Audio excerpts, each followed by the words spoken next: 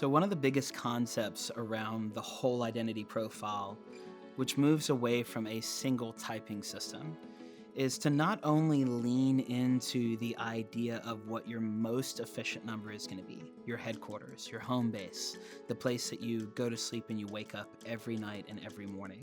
We know that's a part of who you are. But we also want to talk about what is the experience as a human being when you encounter a number that may be very low for you? And what is the difference in that relationship between somebody who expresses a number high or efficiently, or they express it low or inefficient? What does it look like for us to have conversations around what happens to you if somebody interferes with your highest number? And what happens if somebody introduces your lowest number? Does it trigger you in a similar way, or can it have a trigger? What does it look like to be really efficient and really strong and really effective in a high number, but then be struggling to introduce or to utilize that number if it's low for you? So long story short, this series is going to be about conversations in each of the numbers as it relates to when it's high for you, when it's low for you, how it impacts you if somebody interferes with that goal, or if somebody introduces that unfamiliar space. Thanks for joining. So let's talk about 3 energy. We all know that when we're having a conversation around 3s, we're expecting it to be really powerful. We're expecting it to be really creative and really successful. But I want you to step back from how we have stereotyped the idea of a 3 just simply being an achiever. Take that title off the table and think about your personal relationship with what you make and what you create, and who you are as a creation, and what your relationship with creativity is. Because remember, the 3 energy and 3 space is not exclusive to an individual human being. It is the natural human capacity for achievement. And every single one of us in the world has the capacity to look at our lives and say, what have I achieved? And here's the thing.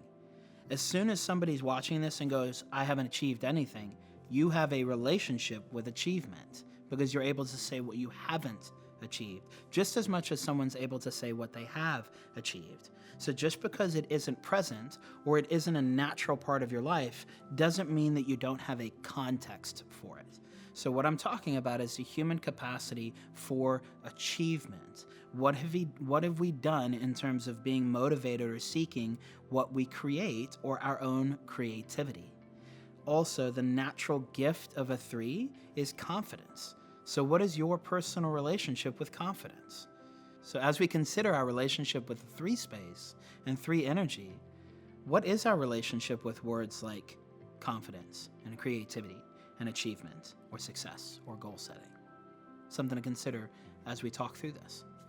So when you're high in a 3, you're looking at a situation where, whether you are aware of it or not, from an autopilot, default, hardwired, predisposed space, you have to have some degree of achievement or success or goal setting or metric or creation or doing and making in your life in order to have a sense of what is life-giving.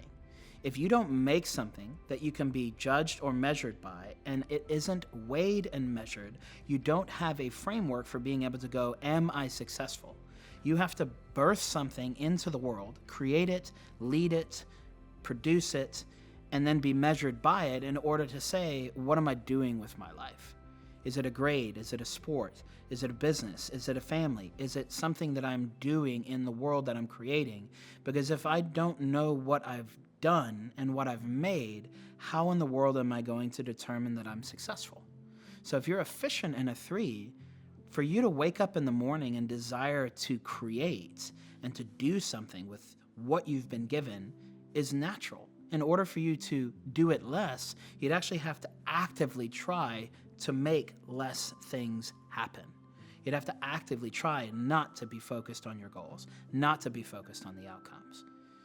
Are you naturally moving to a space where people are like, man, I see that guy, or I see that girl, or I see that person, and they are just so confident. Like, their capacity to have a skill, to just naturally move into the world in terms of confidence, they just have it in spades. So what is your relationship with confidence? If you're high on a 3, your lived experience told you if you don't demonstrate a skill, provide some sort of resource and outcome to produce, to show up, to be confident, if you don't do that on a regular basis, things will go badly. Or if you do it on a regular basis, things will go really, really well. And this is oftentimes what you see with folks who are really successful and really confident. The world has reinforced that experience for them. How many times have each of us encountered a new baby that we found attractive and we automatically go, oh my God, look at that baby. And then you meet a baby that might have a cleft palate, or it might have some sort of physical abnormality, or it might be differently abled, and we don't move into that space of automatically celebrating who they are and how they were made. And now we've changed our relationship and what we're mirroring and modeling for an infant that doesn't even have the capacity to understand what we're doing, but from a baseline starting point, they were told what you look like and how you were made matters. So this is really important when we talk about how we're influencing those around us, but also who we see in the mirror. What are we mirroring to ourselves? Are we confident in what we see? Are we celebrating it? Are we considering it successful? Or have we lowered the bar or said it doesn't measure up based on what our own confirmation bias is? There's a lot in the nature of how we encounter a 3 space. And for what it's worth, if you're high in a 3, just because you're confident doesn't mean you confide in anybody. And oftentimes I find that 3s who are really confident have no confidants. So remember, the root word of everything that we're talking about still offers opportunity for us to ask, what is my relationship with this space, even if I act and move and have my being in that particular language on a regular basis. So if somebody interferes with your success, if somebody steals your success, if somebody else gets the promotion, if somebody else gets the reward, if somebody else gets the medal, what version of you shows up when your space is triggered by someone interfering with your chance to make something of yourself? If you're low in a 3, and we just went through all of those words, what version of you showed up when you think about, man, what's my relationship with confidence? What's my relationship with my skills? Do I create things? What does it look like for me to set goals, to make an outcome happen, to show up in the world and feel like, yeah, I'm a success? What are those words showing up for in you, in your body, in your history, in your triggers? Because if you're low in a 3, remember, it's an idea of you looking at these words like creativity, confidence, and creativity and going, it's just not a language I naturally speak. The question is why? When somebody asks you, can you make a goal sheet? Can you do a performance review? Can you tell me what you want to make of yourself? How hard is it for you to answer that question? Is it because you don't know what it looks like to be pushed into making something more of yourself because you lack confidence? Is it something where you moved away from that because somebody inundated you with the requirement to do that and you're like, man, I'm just not here for that. I don't want to stay in that space. And in fact, I'm going to move somewhere else because you can have your goals and you can have your metrics and you can have your accolades. That's not what I'm here for. I'm here for something else. And maybe the other words on the Enneagram in terms of capacities, motivations, and gifts start to be elevated in terms of priority. So as we think through the 3 space, it's really, really, really important, more so than any other number and more so than any other space, to have realistic goals and to reinforce the idea that we are going for 3 to 5% improvement month over month and year over year. Because if you grow a muscle too fast, you will damage it. If you infuse some sort of supplement or some sort of illicit drug into a muscle and you grow it too fast, it will not be sustainable. If you grow a business too fast or you grow a family too fast and you run out of resources and capacity, it is not sustainable. Every idea that is birthed prematurely has a higher probability of being on life support forever. So as we think through the ideas of what we're creating and what we're making, what we're trying to be successful in and what we're confident in, remember there are healthy time frames and healthy trajectories to getting to that place that we consider success, getting to that tipping point where something really explodes in the market and in our life. And as we work through either a low relationship with what we create or a high relationship in terms of having to have spaces where you can create and you can be successful, remember timing is really important in terms of intensity, frequency, and duration. And there is never going to be a time where growing something too quickly is going to be the most appropriate or effective strategy. So think through these words, find the synonyms for creativity, for achievement, and for confidence, and see what comes up for you in those spaces, what resonates. And if it doesn't feel natural, it may be that 3 isn't the language that you normally speak.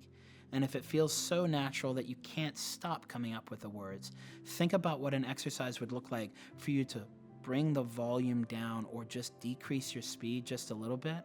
Because remember, and this is for folks who are high in 3, if you're going 150 miles an hour and you let off the gas just a touch, you can change the amount of speed that you're using or the amount of fuel that you're using without losing momentum. Because if you go from 150 to 120, you still have full capacity to stay ahead of everybody. So just because you slow down doesn't mean you're losing, and doesn't mean that you're losing momentum. And if you're low in a 3, for you to set a goal and to check off a box and to allow yourself to celebrate the fact that you did succeed and to build confidence, maybe that's a space where you can also confide in others that it's hard for you to be confident.